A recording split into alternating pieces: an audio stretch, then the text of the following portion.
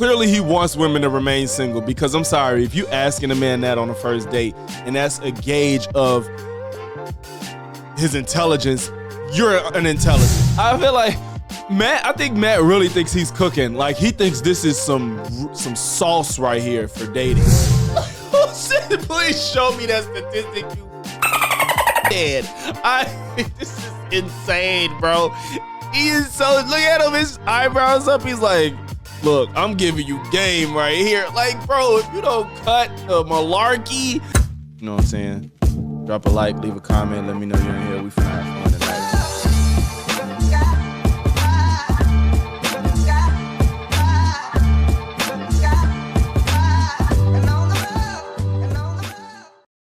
What down, y'all? Back with another one. So today we're gonna look at a video from Matt Walsh. I've never seen somebody so out of touch with the world today and reality. I saw him make this tweet. I didn't know it had a video accompanied to it.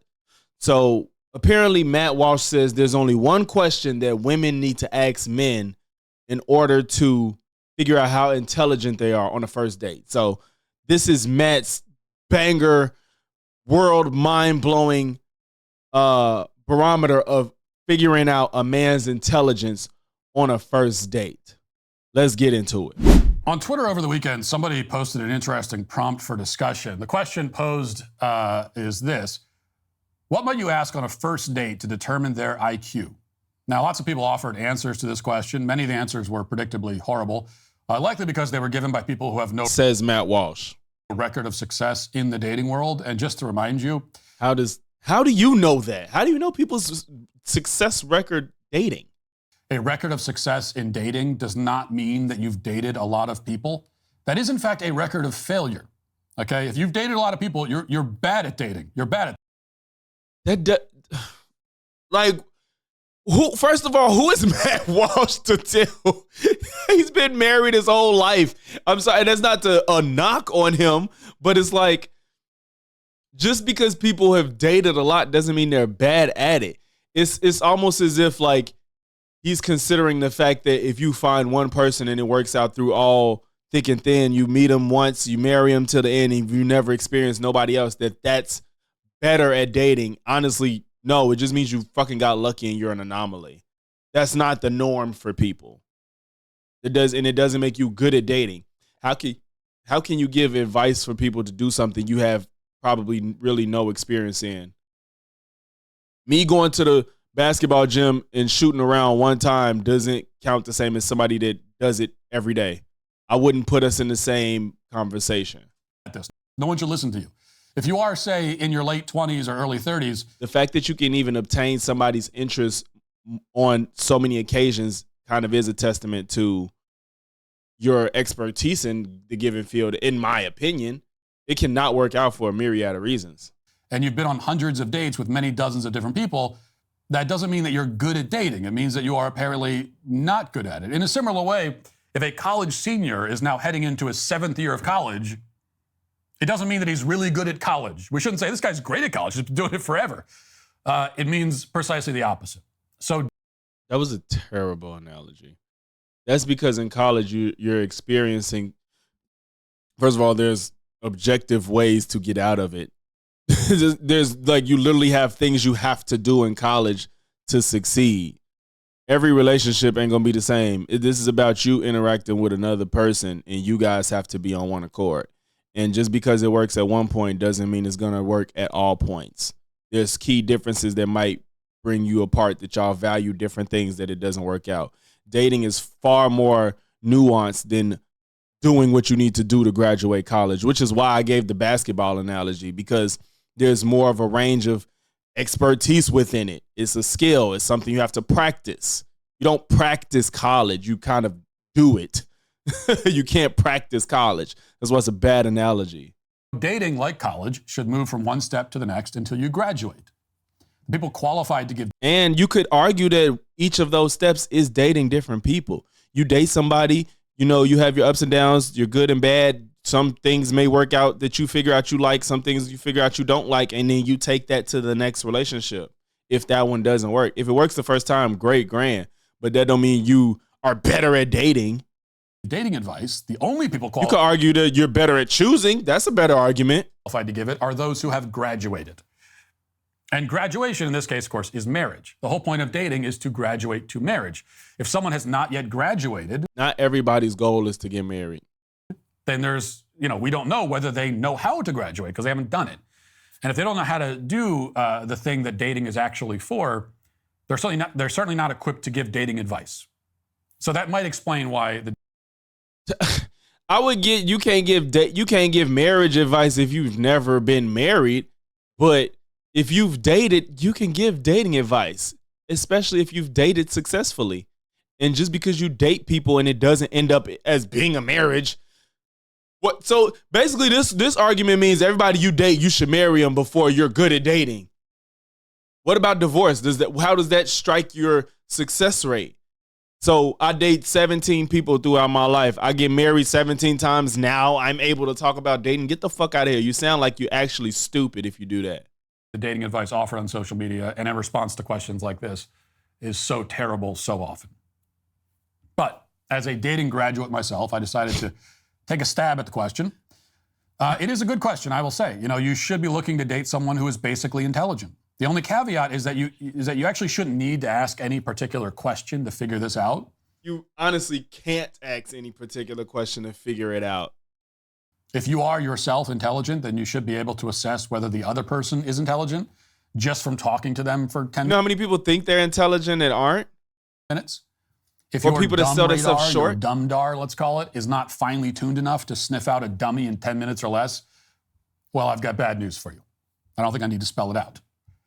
Actually, I do need to spell it out. You're dumb. That's what I'm saying. So with that said, I'm just wondering who gave him like this. Who is Matt Walsh though? Like, this guy doesn't understand basic concepts, and he's shown that throughout his career. He gets on Joe Rogan talking about millions of kids are on hormones as children, and he did a whole fucking documentary on this subject, and the answer was like around 1,000, if not less. How many people have had this done? depends on what.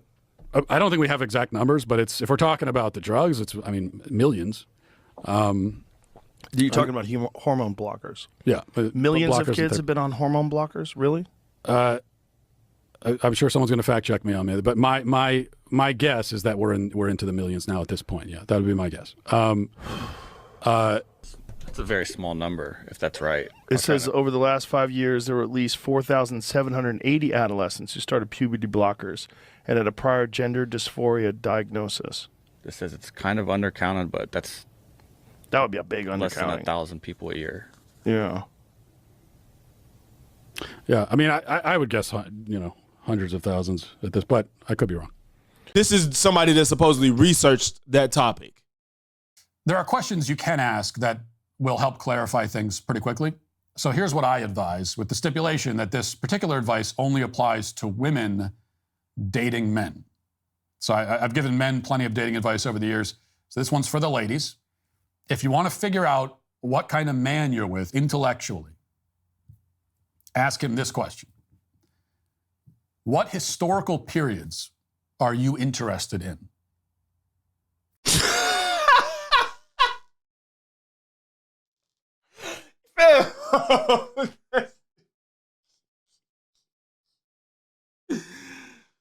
Like, hearing him just say the shit out. Like I said, I saw this as a tweet. I didn't know that there was a video attached to it. Like, hearing him say that out loud, and like, he's dead. Look at him. He's dead serious, bro. What historical periods are you interested in? Bitch, none. I don't care about history. Like, that don't mean I'm not smart. Let's hear the explanation. This is a very serious suggestion to any single women. The next time you're on a date, ask that question. Clearly, he wants women to remain single, because I'm sorry, if you asking a man that on a first date and that's a gauge of fucking his intelligence, you're unintelligent, because unless she's interested in history, why the fuck are we talking about history on our first date? That is not how you're going to gauge my intellect. It won't tell you everything you need to know about the guy, but it will tell you a lot, and it may tell you enough. It won't Because tell you shit, Because people that are extremely intelligent aren't intelligent in all aspects of life. That's not how intelligence works. Intelligence isn't based off a subject anyway. Intelligence is based off logics and concepts. You got to understand things. It's not about having information. Man with an inquisitive mind will not only have an answer, but will be excited that you asked. Like, you want a man who not only answers it, but is like, oh, thank God. What? Excited that you asked. A man with an inquisitive mind will not only have an answer, but will be excited that you asked. So I only have an inquisitive mind if it relates to a point of time in history. I literally hate history. That's one of the one things I fucking hate and not good at. I know a lot about technology. I know a lot about dance. I know a lot about video games. I know a lot about animals. I know a lot about like all types of animals. Like I was the Animal Planet kid. I know more than the average person about science. So I'm interested in a lot of things, but history is not one of them. English and grammar is one of my strengths. I know a lot about that. So I'm not smart because I don't give a fuck about history. Like, you want a man who not only answers it, but is like, oh, thank God. I didn't think you'd ask me that question. Yeah, I love the 16th century China. Yeah, I know about that. Oh, that's a great question, lady. On a first date. What? Thank God. Let's talk about this. Let's talk about history. His eyes will light up that you brought this up. Bro, he might tell this isn't a real person. Like, come on. How old are you? He's not even old enough to even be having this kind of idea in 2024. And I don't even think old people would think this is a good idea. How about if you're interested in history, you let them know they're interested? A better way you could even approach this. Because first of all, it's stupid, because if the girl don't care about history, then what the fuck are we talking about? A better way to approach this is you can bring up something that you're interested in and see how they react to it. If I don't have as much money as Matt Walsh, clearly, but I will bet my life that I have better experience with dating and understanding women than him. I'll put my money on that. You'll find out more information by speaking on something you're interested in and seeing their reaction to it. Because people like to talk about themselves and they like people to show interest in what they have interest in. So if you bring up history and he don't just be like, oh, that shit boring. You know, if he show like, oh, for real, like, what's your favorite? If you bring up you like history and he says, what's your favorite time in history, or what's your favorite subject about history, or why do you like history? And he's asking questions and he sees you getting excited about what you love, that's a good sign that that person is genuinely interested in you. Maybe it's not all about intelligence, because everybody's not intelligent. And just because you're not as intelligent as another person doesn't mean you're a bad person to date. But somebody that shows interest in the things that interest you is a good sign of their interest in you. So all this finding out intelligence through history, points in history, is fucking retarded. Tell you that he's interested in the American Revolution or the Civil War or ancient Egypt or the early church or the late Roman Empire. And if somebody don't give a fuck about none of that, they can't date. The Napoleonic Wars or the Crusades. Or you might be really lucky and find yourself on a date with a guy who has a very specific and slightly more obscure historical interest. Maybe he tells you that he's reading a book right now about the history of Mongolia or the Amazon or 19th century polar exploration or any. And if she don't care about any of that shit, how is this a good gauge for intelligence? And then once say he is super interested in any of these, she's supposed to sit there and be like, oh my God, this is so sexy. You know about ancient Mongolia. Like, oh my God, I've never ever experienced somebody that loved ancient Mongolia. What are we talking about? If she don't care, that's not going to be attractive to her necessarily. Because if he lacks in that, he could be having hella more enthusiasm or interest in another subject that she don't care about, or maybe she do care about. Say he knows a lot about computers. Say he's good at fucking math. I think that takes a lot of intelligence to be able to know a wide range of mathematics. You saying somebody to know a lot about math but not history isn't smart? Of 1,000 other possible topics. Math is more about logics than just retaining information. He's a smart, interesting guy who likes to read and loves to learn. He can not only rattle off facts about this area of interest, but even more importantly, knowing facts doesn't make you intelligent necessarily. he can tell you why he's interested in it. And you can learn a lot about him, but by not just what he likes to read about and what historical periods he finds fascinating, but when he tells you what he likes about it, like why does this resonate with him, you can learn more from that than you can from... I feel like, I'm sorry I'm pausing a lot, but this nigga's stupid. I feel like I think Matt really thinks he's cooking. Like, he thinks this is some sauce right here for dating. And it's just, to me, it's baffling because this is the dumbest advice I've ever heard for a first date question. From 2 hours of mindless small talk. Now, small talk is way better than that. This not only shows you that he's an intelligent guy, but it also provides you an opportunity to make yourself appealing to him. Because a man is not looking for a woman who shares his interests. Okay, just so you know. The man's like, he's not looking for you to like all the same stuff that he likes. If he likes to hunt and to read books about World War II, he doesn't need a woman who also likes to hunt and read books about World War II. In fact, he'd probably be kind of weirded out by that. He's looking for a woman, after all, not another dude. But he does... What the fuck? How does being interested in World War II make you another dude? What are you talking about? Even hunting, some women like to hunt. Like, only men can hunt? Yes, you don't necessarily have to want somebody to like the same things as you, but hunting in World War II aren't men things, rather, I should say. Those aren't men things. And because a woman interested in World War II, oh, I don't want another dude. What are we talking about, bro? And what do you mean this is a perfect opportunity to see, what he say, the perfect opportunity to see how much he's interested in you or whatnot? I want a woman who is interested in the fact that he is interested in those things. Wouldn't that apply to whatever he's interested in and not necessarily just history? This is what I said earlier. You would like to see somebody be interested in what you're interested in. That should be the goal no matter what it is. It doesn't matter if it's history or not. You're making it about history. And that goes both ways. A man should be interested in what a woman is interested in if he really likes her. The fuck are we talking about? So he wants a woman who encourages him in his interests and respects his interests and is even a little bit impressed by them. See, why are you saying that but making it about history? That goes for whatever the person's interested in. Everybody is not interested in history. So, for instance, my wife does not share my quite rabid interest in fishing.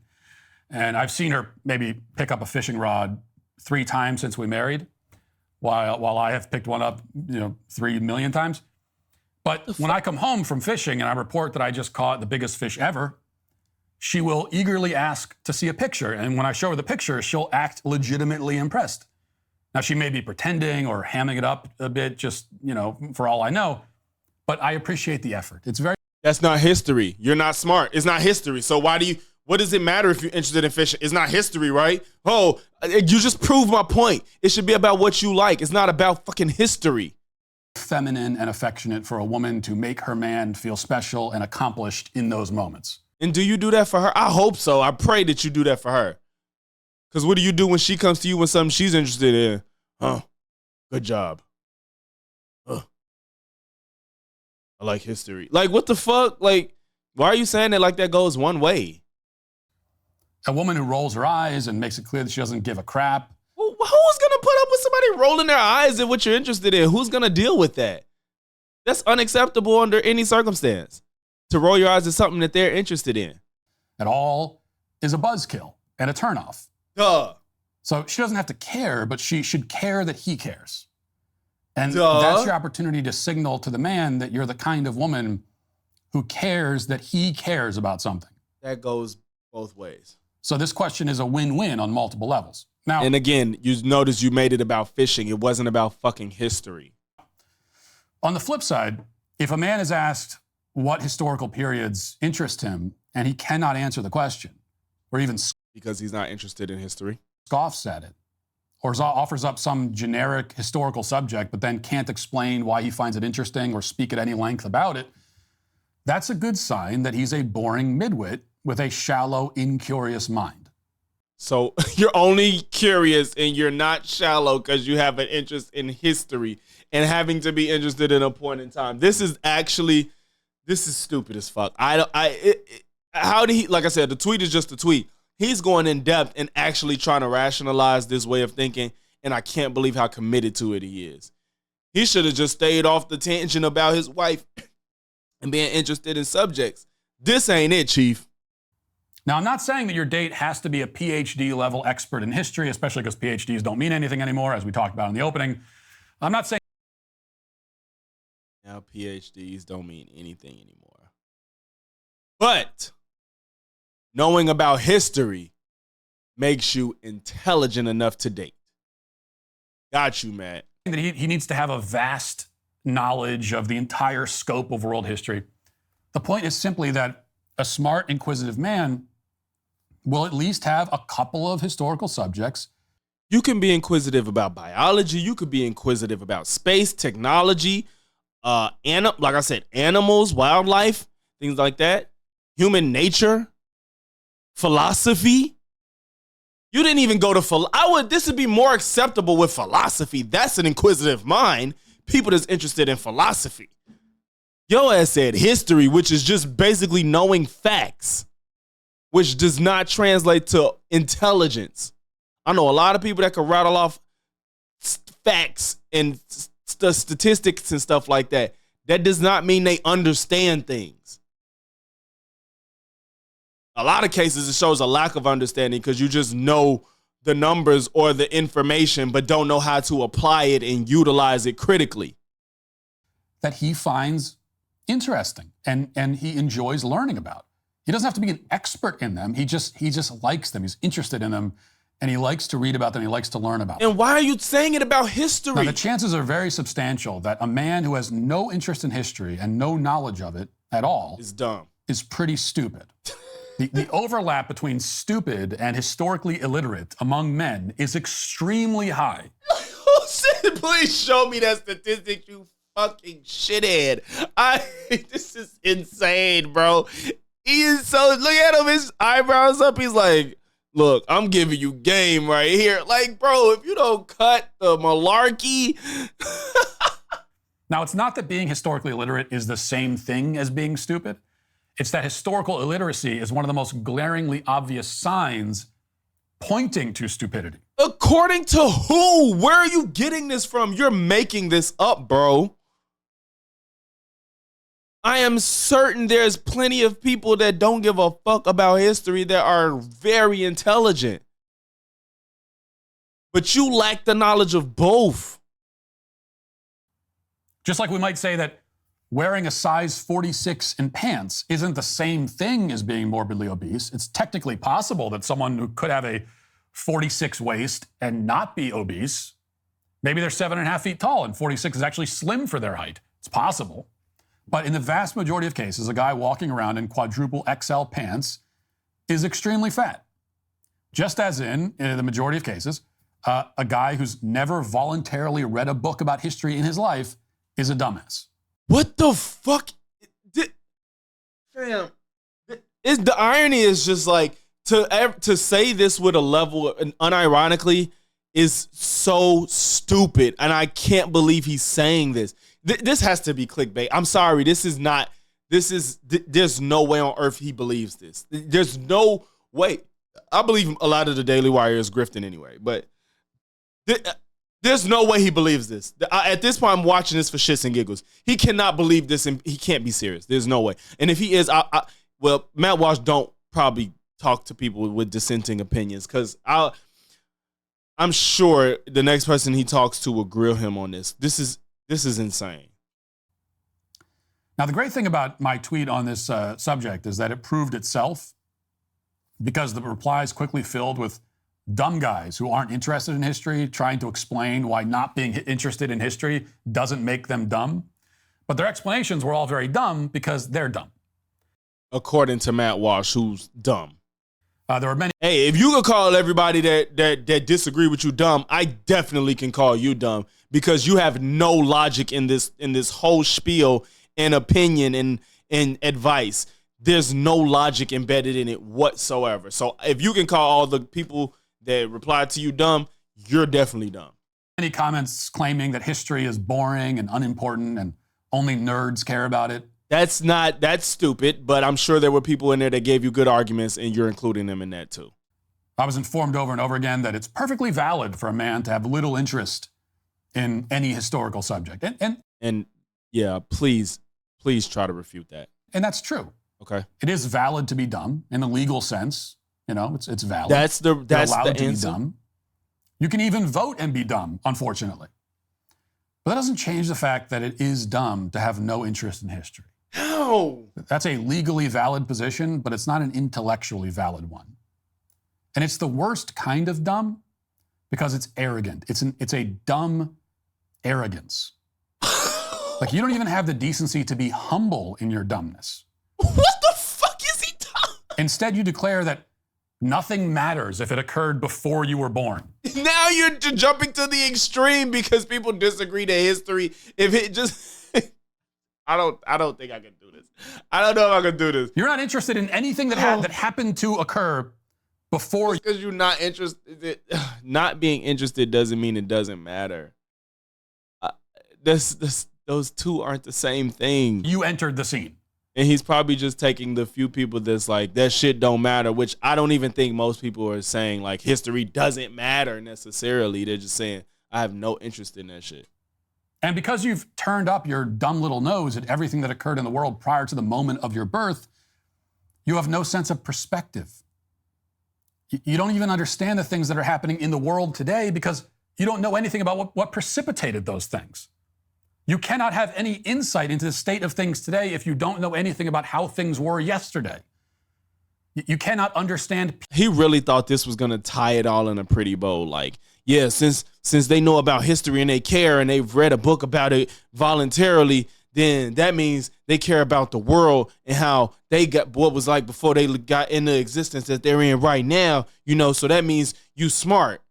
The fuck out of here. People, you can't understand yourself if you don't know history. Yes, you can. Like, living your life today without ever studying history, it's like picking up a book and starting it somewhere in the middle without any... No, because a book has nothing to do with me necessarily. ...concern for what happened in the 20 chapters that you skipped. Now, I realize this analogy may fly over the heads of dummies who don't read in the first place, but... No, you're not finna pull one of those. Your ass is just stupid. The point stands. And besides all that, history is full of stories that are just plain fascinating. And you're not. I'm not doing this. I'm done. I'm done. I'm done. This motherfucker's stupid. I don't even want to hear what the fuck he finna get into, because I really, it's funny, but this is also pissing me off because this is some of the dumbest shit I've ever heard. It's not real advice. This doesn't make any sense. You can't make this make sense in no way, shape, or form. So, Matt, I'm sorry. Don't, y'all ladies, unless you want to remain single, don't take Matt's advice because nothing he's saying is making any sense. This isn't anything that's going to work. It doesn't have any gauge of intelligence. Just figure out if he's interested in the shit that you're interested in, and you do the same if you really like him, because all this shit ain't going to work for nobody. Nobody gives a fuck necessarily about everybody doesn't give a fuck about history. So this is going to get you nowhere. But I didn't have to tell y'all that, especially if you on this channel. I don't have to tell you that. These motherfuckers is weird, and they not beating the weird allegations. I'm going to catch y'all on the next one. Thank you for watching this video. If you made it to this point, make sure you leave a like, comment, sub. If not one, then all three. And I'm going to catch y'all. Peace.